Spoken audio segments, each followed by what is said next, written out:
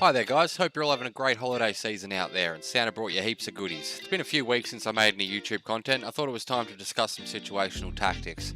Please note this is merely my opinion and this video is more aimed at some of the less experienced players. Your tactics may vary from situation to situation and these sorts of things are highly dependent on playstyle. But I think it would be useful for me to cover some of the ways that I play out common scenarios and hopefully after watching this you can take some form of knowledge away with you. First, we're going to review some clips, and then I'll do a short demo of some ways to peak in CQC. My name's cBreeze, and this is Survival Gaming.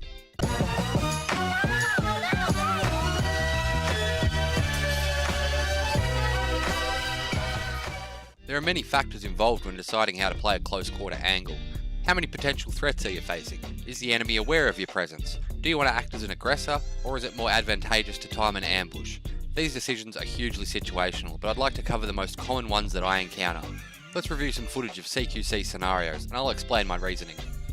In this situation, my teammate is looting, and he is nearby footsteps. We're in the same general area, but I'm not close enough for the footsteps to be mine, and I wasn't moving at the time of the call out.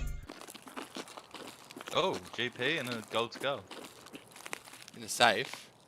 Yeah. Pugs is hacking again. 80k Walking? I think? Not me.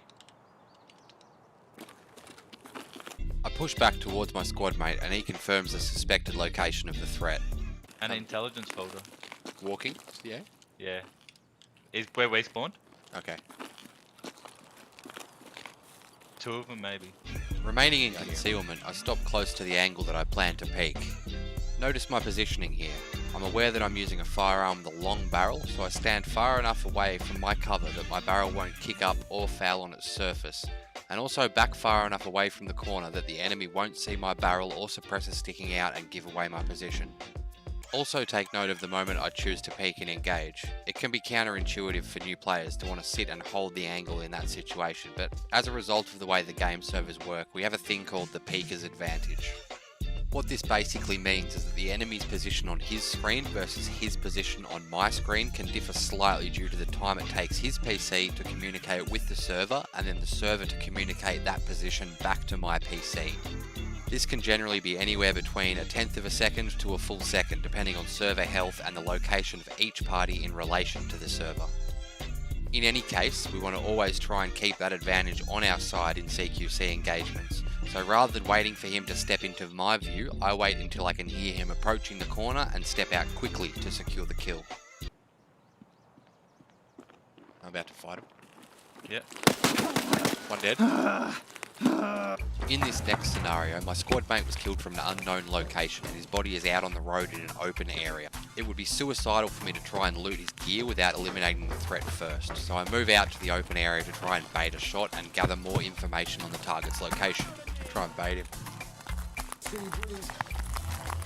Notice how I never stop moving back and forth while out in the open. The idea here is to bait shots without actually taking hits.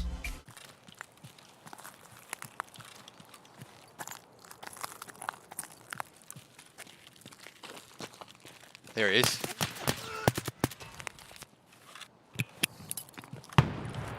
It seems we spot each other at roughly the same time and trade some gunfire and grenades. Then I hear him run to the right hand side of my screen. I know that he's going to try and engage me from the right hand side, so I make a long jump across his predicted next angle.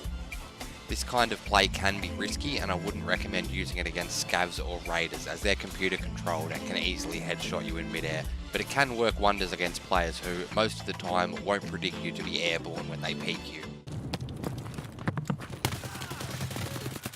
Get wrecked, dickhead! As you can see, he aims at a height that would usually hit me in square in the torso, but because I jumped, most of his bullets land in my legs and stomach, allowing me to turn and very simply gun him down. Next, let's cover a situation where it's favourable to hold an angle instead of pushing. In this clip, I've heard another PMC throughout the raid and his gunshots are getting closer and closer to me. After playing a lot of interchange, it becomes easy to predict player movement based on high value loot areas, so I set up in a position in his predicted path.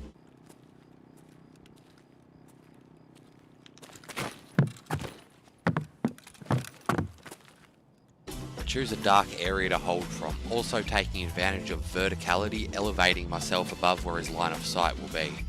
This means if he is to spot me, it will be an extra mouse movement to align me vertically as well as horizontally before he can shoot me with accuracy.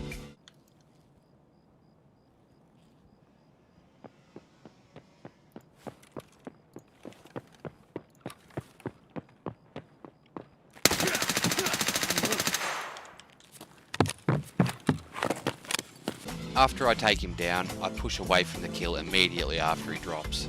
This allows me to repack my mags if needed and listen out for any signs of his potential teammates or a third party that I may not have been aware of. For this retreated position, my angles of engagement are much more unpredictable and varied to any potential threats, and it leaves me more options on how I want to approach and loot. Finally, here's a clip displaying how to take advantage of the element of surprise. For context, my squad mate and I had taken fire while entering into a building and decided to use the windows to try and gain information on the aggressor's location. Walking? I don't know if that's you. I've stopped. Have you taken like a couple steps? Yeah. This is me walking. Nah, someone else. Someone's in here. Below us? Below us, I think. I hear you. Yeah. Should I just nade down the stairs? Yeah, I got nades too if you want.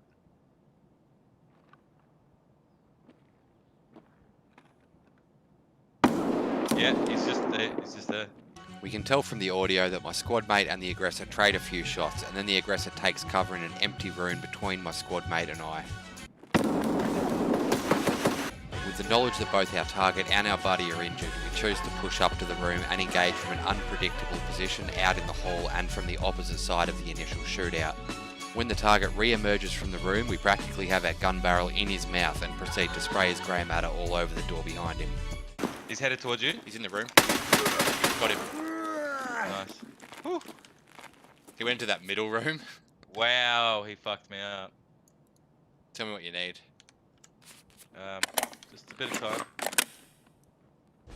Alright, lastly guys, I just wanted to cover peeking close and fast as opposed to peeking long and slow. Now, if you want to peek a door, if you're pretty sure your enemy's, somewhere in here, in this location, might be holding it down, waiting for you to push in or something, you're in a bit of a stalemate like that and you want to get the ball rolling a bit.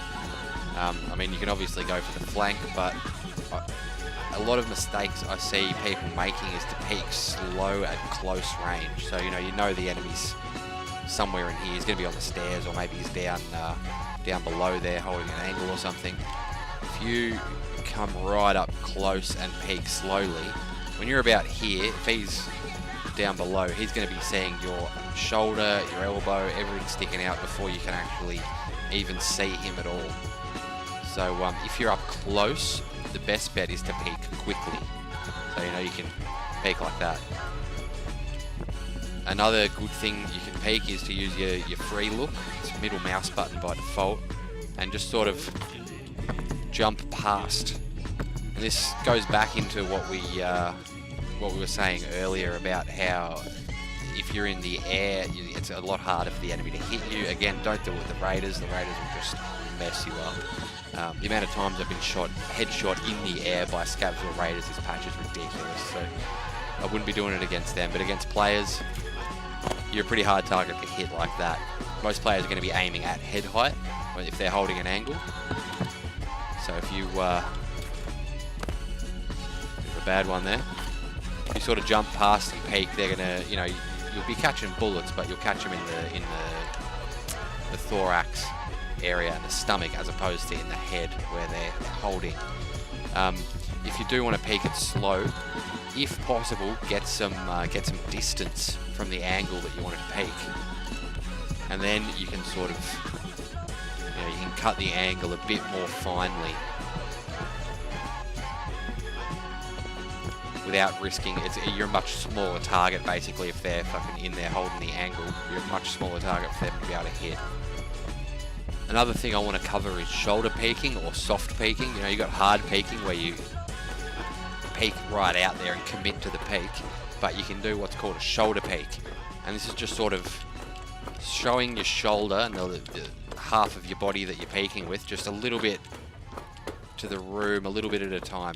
I'm sort of cutting a bit more angles at a time, and what this is doing is trying to get your enemy to shoot at you, for a multitude of reasons. If you don't know their location, you can definitely discern a lot more information sort of about where they are. If they, start opening up on you when they're out there, you'll be able to tell pretty straight away, okay, I started getting shot when I was here, so they're probably there, up there, something like that.